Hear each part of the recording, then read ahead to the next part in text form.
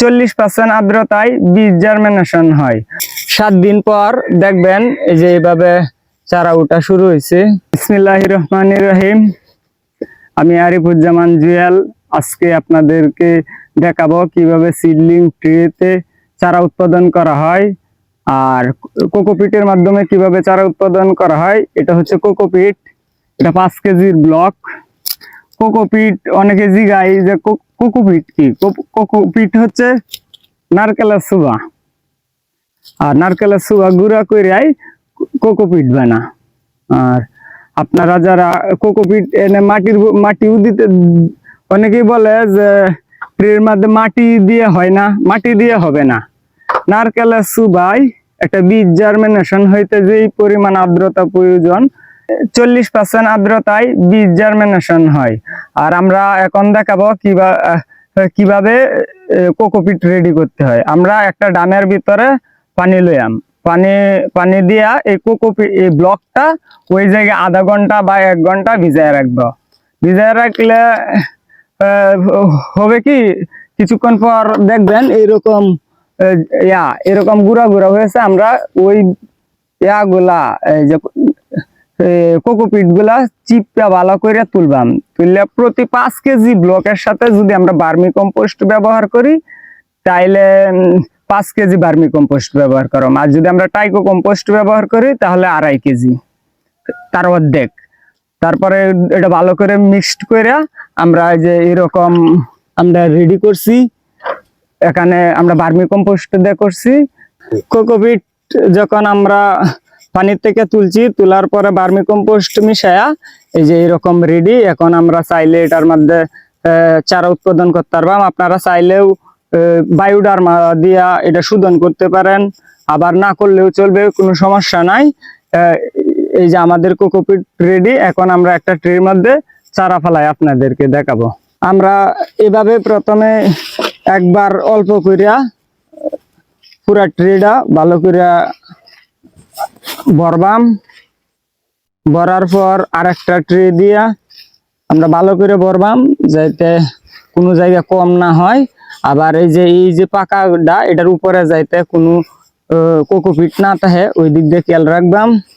রাখার পরে আমরা একটা ট্রে নিব। যেহেতু আমরা ওইভাবে করলে সমস্যা হইব, যারা খুব দ্রুত করতে চান, যারা অ্যাভেলেবেল চারা করবেন, তাদেরকে যেভাবে একটা ট্রে নিয়ে আমরা এইভাবে একটু প্রেসার দেন। প্রেসার দেওয়ার পর আমরা দেখেন এভাবে চারা দেওয়ার মতো এটা উপযুক্ত হয়ে গেছে, বীজ দেওয়ার মতো উপযুক্ত হয়ে গেছে। এখন আমরা একটা একটা করে বীজ দেন। আমরা বাড়ি বেগুন 12 বীজ রোপণ করতেছি। দেখুন আমরা একটা একটা বীজ রোপণ করবাম। একটা হুলের মধ্যে একটার অধিক যেন বীজ না হয়, কারণ এখানে 95% বীজ জার্মিনেশন হবে। এই একটা একটা করে আমরা এইভাবে পুরো ট্রেটা করবাম।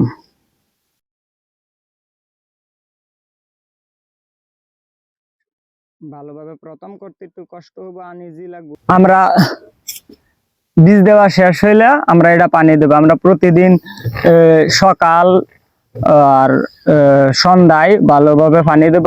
একটা জিনিস সবসময় খেয়াল রাখতে হইব, কোকোপিট যেন না শুকায়। প্রতিদিন পানি দিতে হবে।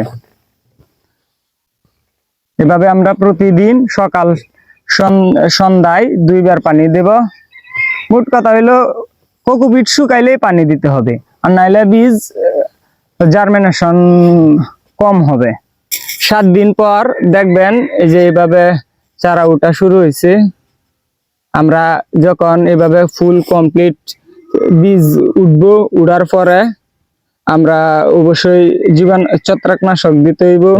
14 দিন পরে আপনাদের দেখবেন পুরো ট্রেতে দেখেন আমাদের কোনো একটা ট্রেতেও প্রায় 100%ই বলা যাইতে পারে, যেরকম এই ট্রেতে একটা মিস, 2টা 3টা, আমাদের প্রায় 98% জার্মিনেশন হয়েছে। আপনারা দেখেন যখন এই পর্যায়ে আসবে 3টা পাতা ধরবে, ঠিক এখানে 3 পাতার নাই, 3টা পাতা হইলে আমরা এটার মধ্যে এনপিকেস দেব, আমেরিকান এনপিকেস। এনপিকে দেওয়ার পরে দেখা যাচ্ছে 35 দিন পর আমরা এগুলা সেল দিয়ে দেন। 35 দিন পর দেখবেন এইরকম হয়েছে। আমরা দেখাই, এই যে একটা চারা, এই যে দেখেন এই চারা,